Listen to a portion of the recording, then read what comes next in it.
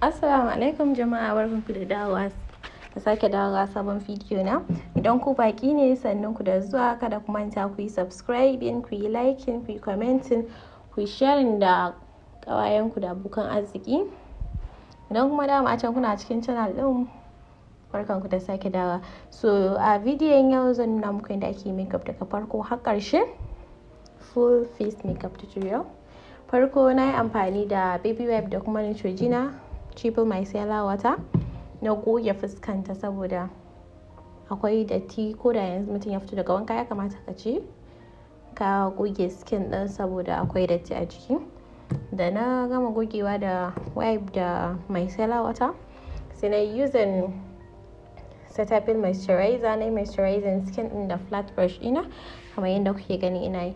Bayan na gama moisturizing skin din, sai na ɗauko adventure sweat and oil barrier, sai na yi applying a t-zone ɗinta saboda wurin yana da maiƙo sosai. T-zone ɗin shine daga gira haka, goshi, kan hanci da ƙasan haɓa haka. Sannan sai foundation, na yi using Khalifa foundation, na yi mixing kamar foundation guda uku. Khalifa foundation guda biyu in the shade mahogany da wafa, sai na using abo foundation saboda kamar tana da reddish or orange undertone. Na using abo foundation in shade 25, so da na applying sai na kamar yayi mata duhu. Sai na samu V Beauty foundation in V Ivory, sai na dan kara a kai shi, ita ce wannan ta saman da na kara daga baya. Sai na samu damp beauty blender ina, wato jikakke beauty blender. Na so ka dan jika shi, sai ka matsa ruwan gaba daya. Na matse shi, sannan sai na zo na yi blending shi, zai sa foundation din yayi blending da wuri gaba daya.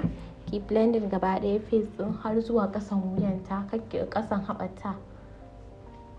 Ki blending ko ina saboda ko ina ya samu. Make sure that the foundation is her shade. Kalli ku ga yanda yayi a face ɗinta. Sannan kai blending sosai. So sai na using eye magic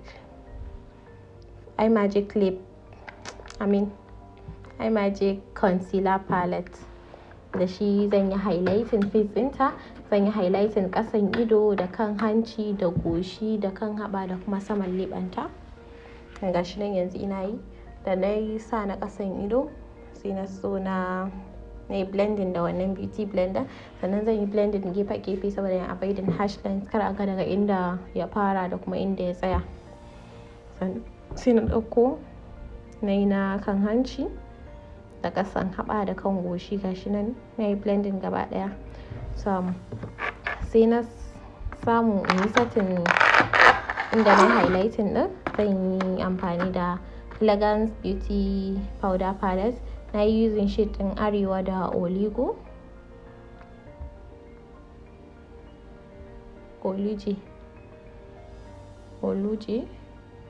Na yi setting, sannan baking ɗin shi kuma zan yi amfani da Aspen setting powder da powder pop nake shafawa. Gashi nan na yi setting gaba ɗaya wuraren kamar yadda kuke gani. So yanzu contour kuma zan using that same Elegance Beauty Powder Palette. Na yi using shade ɗin Umalicha da Africana. Da shi na yi setting gefen face ɗinta kamar yadda kuke gani zuwa saman goshinta. Nan gurin nan ne ake contour, inda ake sa dark shade kenan, inda kuma ake sa light shade ne highlight. So na hancinta kuma na using ƙaramin angle brush, da shi na yi contouring hancinta kamar yadda kuka gani. Hancin ya fito sosai.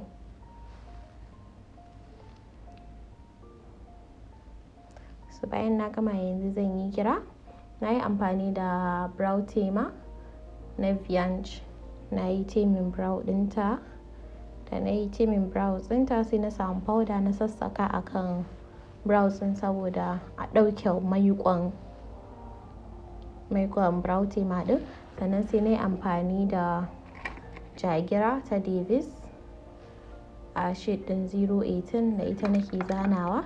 Za ku zana a hankali, sketching za ku, saboda ba a son gira mai duhu yanzu. Ki sketching farko, kuma ki structure highlight structure a farko saboda ya looking natural. Idan kika gama zanawa, sai ki samu spoolie brush ɗinki, sai ki ɗan tattaje saboda ya looking natural sosai kamar normal giranta. gashi nan sai ki ciccike kaɗan kaɗan saboda kai ya zama very dark. Da na gama na yi concealing da flat brush da kuma divine gold concealer. Na yi losing wannan clip ɗin ne, na ji ko bai ɗauku ba kuma ya goge. Sannan sai na yi amfani da eyeshadow primer a wannan eye magic lip palette ɗin. Na yi blending sosai sosai akan eyelid ɗinta saboda eyeshadow ɗin ya yi popping sosai.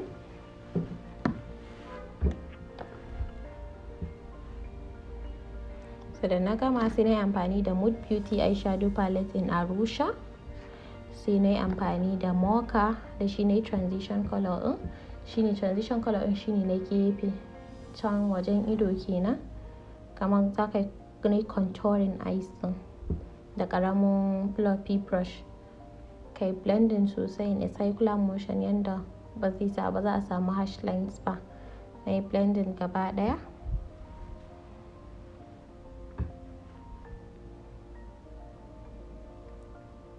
So main eyeshadow ɗin shi kuma sai na yi amfani da baraza. Shi ma dai duk a cikin wannan eyeshadow palette ɗin na Mood Beauty. Sai na yi blending, in dabbing sosai, in yi blending, in avoiding harsh lines, in blending tsakanin wannan brown da kuma wannan mai kyallin. A yi blending tsakanin su saboda kar a ga inda ɗaya ya fara da kuma zo inda ɗaya ya tsaya. In blending, sannan daga baya kuma na ƙara dark color a gefe-gefen idan saboda yana son ya ɗanyi duhu. Dark color ɗin shi ma dai a Mood Beauty eyeshadow palette ɗin ne in Jabari. Shade ɗin sunan shi Jabari. Sai na yi blending gaba ɗaya. So waterline ɗinta kuma zan yi using Kiss Beauty pencil liner in black. Shi zan saka a ƙasan idanta, a cikin idanta kamar kwalli. Shi zai zama mun kwalli kenan. In sassaka waterline ɗinta. Da na gama sai na ɗauko mascara ta Kiss Beauty da Mega Impact 8XL mascara. Sai na sassaka a gashin idanta saboda akwai barbishin powder eyeshadows ya zama ba komai akan gashin idan kafin a sa false lashes. Sai na sa eyeliner ta karahe.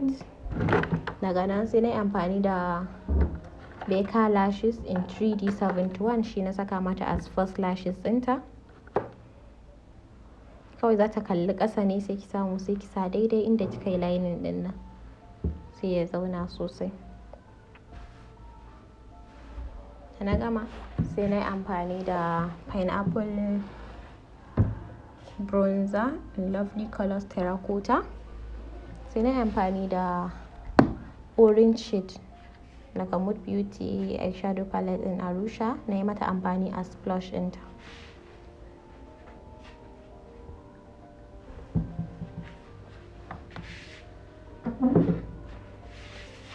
Sai na zo na sassaka wannan pineapple bronzer ɗin a saman kuncinta, saman inda na sa blush ɗin da kan hanci da goshi da ƙasan haɓa. Sai ina son ya ƙara popping sosai bronzer ɗin. Sai na yi amfani da Glam Beauty bronzer na sa a kan hancinta da saman goshinta da ƙasan haɓarta da kan leɓenta inda za a sa lipstick da kuma kan cheekbone ɗinta. So lips ɗin shi kuma na yi amfani da gel liner, mahaɗar gel liner. Akwai black akwai brown, da brown ɗin nake lining lips ɗin.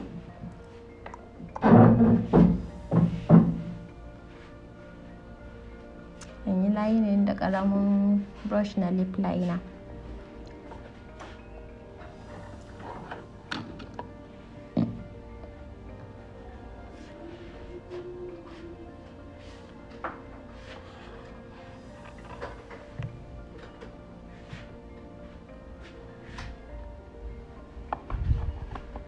Da na yi lining sai na zo na samu Kiss Beauty lip palette. Sai na sa wannan kamar pink shade ɗin da shi na yi amfani na sassaka a ciki. A tsakiyan kuma kamar light pink ne. Sai ki blending sosai, ki blending gaba ɗaya.